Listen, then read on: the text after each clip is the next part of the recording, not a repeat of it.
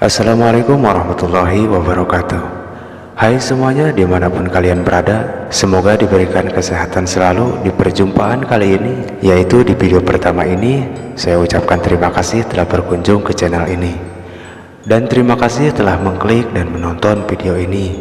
Dan jika kalian penasaran dengan kisah ceritanya, jangan di skip, oke?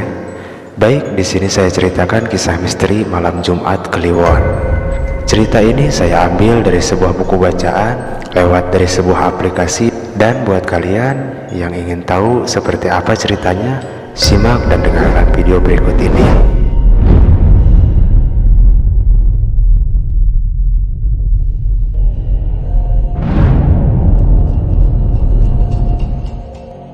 Aku melihat jam menunjukkan pukul 1 pagi. Ini adalah hari ketiga aku tidur larut gara-gara laporan PKL yang belum selesai. Karena aku sangat malas, akhirnya tugasku menumpuk dan membuatku harus bergadang untuk beberapa hari ini. Kafein akhir-akhir ini menjadi temanku dalam mengerjakan tugas. Selain itu, sebuah radio dan juga TV membantuku dari rasa bosan mengerjakan laporan ini. Aku ngekos di sebuah kosan yang memiliki kamar cukup banyak. Kamarku bernomor 19 yang letaknya tepat di tengah lorong. Suatu hari di kampus, temanku bilang dia lagi kebelet dan terus-terusan buang air besar. Sepertinya temanku ini yang bernama Aji kurang enak badan. Untuk itu dia meminjam kamar kosanku untuk beristirahat. Karena aku masih ada urusan di kampus, aku pun memberikan kunci kamar kosanku itu kepada temanku. Aji pun langsung pergi ke kosanku. Sementara aku masih menunggu Pak Ridwan, yaitu dosenku. Tetapi beliau tidak datang. Apa boleh buat, kira-kira jam 6 sore aku pun kembali ke kosan. Sampai di depan kosan terlihat lampu kamarku menyala. Ketika aku akan membuka pintu, ternyata pintunya dikunci dari dalam. Aku pun mengetuknya. Ji, bangun Ji, aku udah datang nih, bukain pintu. Aji sepertinya tertidur pulas. Tapi sepertinya aku mendengar suara Aji dari dalam dan juga suara beberapa orang lain. Aku pun terdiam sejenak dan menunggu. Lalu tiba-tiba gagang pintuku bergerak-gerak sendiri. Gagang pintu itu digerakkan dari dalam, sambil terdengar suara tertawa kecil dari dalam kamar. Gagang pintu itu pun akhirnya berhenti bergerak. Aku memanggil Aji kembali, namun mendadak kamarku menjadi hening. Tidak lama kemudian, dari arah tangga muncul seseorang yang berjalan mendekatiku. Aku begitu kaget ketika yang aku lihat itu adalah Aji. Aku bertanya, dia dari mana? Ji, lu dari mana Ji? Aji pun menjawab kalau dia dari apotek habis membeli obat. Dia berkata sambil menyodorkan kunci kamar dan langsung pamit kepadaku. Dan aku pun hanya bisa diam. Setelah Aji pulang, aku langsung membuka pintu kamarku yang ternyata terkunci dari luar.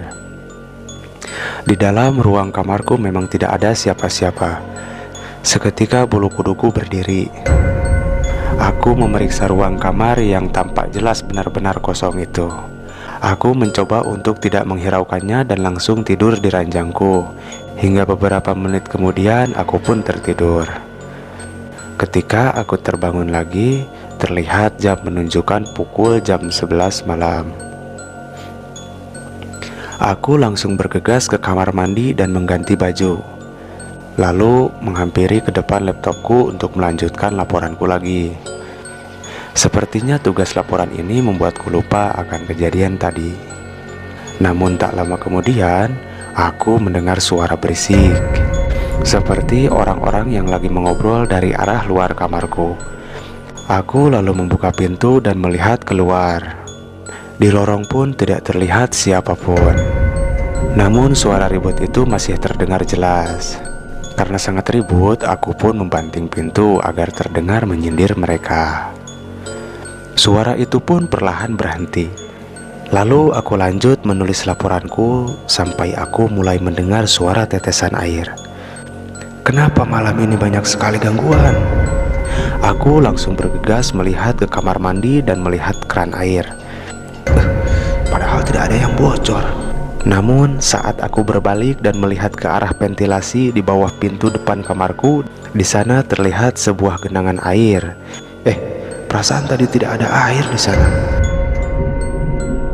Rasa penasaranku membawaku untuk membuka pintu. Saat aku membuka pintu, astagfirullahaladzim, aku langsung terperanjat karena di depan pintuku terdapat banyak sekali kepala-kepala yang berterbangan tanpa badan. Wajahnya hancur berantakan dan sangat menyeramkan. Aku melihat mulut mereka menganga dengan lidah yang menjulur keluar dan meneteskan air liurnya ke lantaiku. Suara gaduh itu jelas terdengar dari sosok itu. Aku langsung lemas dan hanya bisa terdiam saat itu. Lalu aku bersembunyi di balik selimut sampai akhirnya sosok itu pun menghilang. Dan kemudian karena aku merasa takut, aku bergegas lari keluar dari kamarku. Malam itu pun aku tidak tidur di kamar kosanku. Karena takut, akhirnya aku begadang semalaman di kamar temanku. Aku tidak bisa tidur, sosok tadi sangat menggangguku. Setelah aku bercerita kepada temanku, aku pun baru sadar bahwa malam ini adalah malam Jumat Kliwon.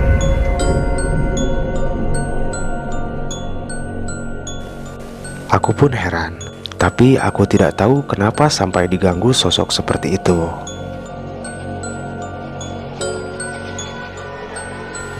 Mungkin terkadang sesuatu yang terjadi itu memang tidak perlu ada alasannya.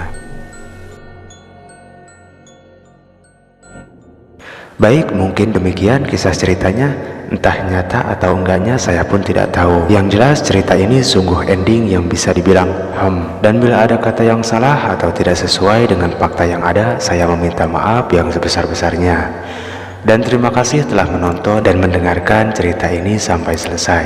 Jika kalian suka dengan video ini, jangan lupa like, komen, dan bila ada kritik atau saran untuk cerita How to Horror selanjutnya dengan lebih baik lagi, boleh tulis di bawah ya. Semoga bisa menghibur kalian semua. Sampai jumpa di cerita selanjutnya. Terima kasih.